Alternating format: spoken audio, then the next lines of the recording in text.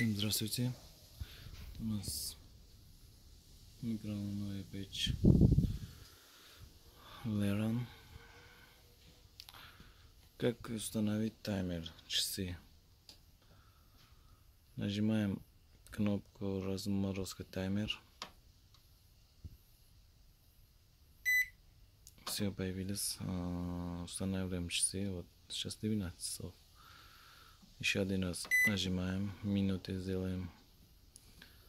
55 минут. Все. Все. Часы работают. Всем спасибо. Если понравилось, ставьте лайки, пожалуйста.